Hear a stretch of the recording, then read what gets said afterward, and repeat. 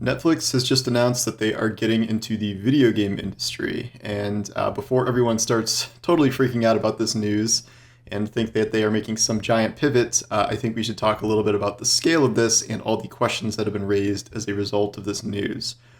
From what we know, this does not appear to be some sort of massive scale project that is trying to make Netflix compete with some of the current game streaming services we have now, like Google Stadia or Amazon Luna, nor is it going to be some kind of massive library of huge AAA games like Xbox Game Pass.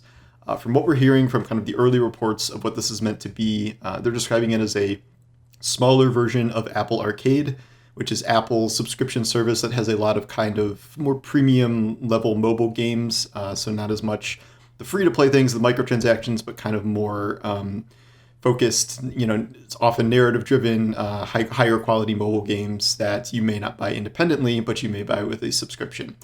They have just hired an ex EA and Zynga and Oculus executive to run this division. That is kind of all we know about their hires right now. They seem to say that it's going to be a mix of Netflix IP and kind of original titles that they have commissioned.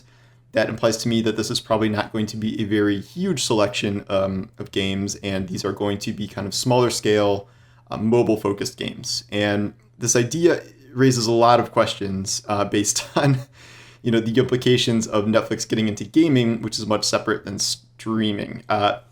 One thing that is also supposedly the case is that these are going to be downloaded games, not using kind of game streaming technology. Like you would think it's Netflix, they're streaming.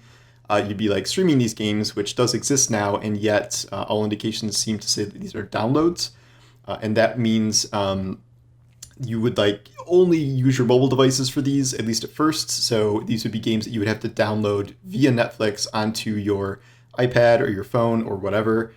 This should also allow them to get around Apple's rules about kind of in-game games or in-app store game stores, which Epic is currently fighting with them about. The idea is that Netflix would submit all of their games individually to be rated by Apple, and that's how they would be allowed to do this.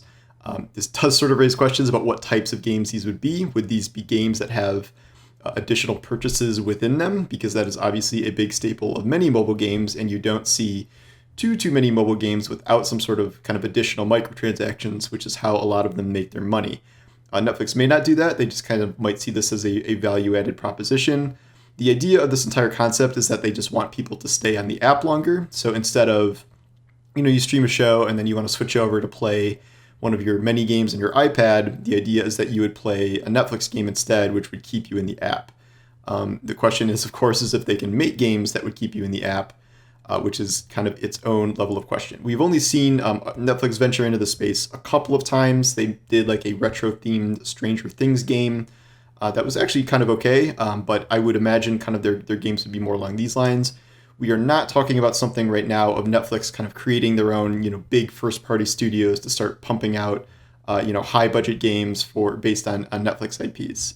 The jokes have been made that Netflix already has a lot of game content in terms of series like The Witcher, which is based on the books, but also the famous video game, and Castlevania, and they are adapting a lot of different kind of video game properties. I don't know if that will necessarily translate into kind of versions of those games being offered on this service, but generally speaking, this seems like a pretty small scale offering on their part, at least at first.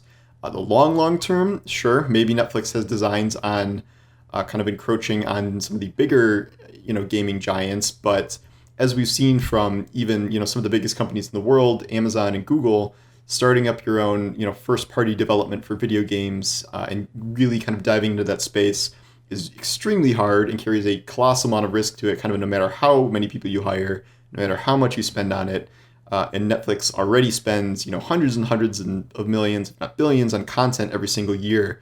So getting into the full gaming space to open up like full first-party studios and do bigger budget games would balloon that kind of exponentially. So I think they're going to start small, and I would not expect too many of these, potential Netflix games to come to be giant, breakout hits or anything, but maybe a way to keep people on the app longer. They might be targeting kids. We're not sure what kind of games they're going to be making or what properties they will adapt, but it stands to reason that they just don't have the resources to compete with some of the major players And even if they see video games as kind of one of their big threats, to really invest in that space, it would take an astronomical amount of money and many, many years to get this done. Allegedly, this is not being rolled out until sometime in 2022, and it's still kind of in the early stages here after this recent hire.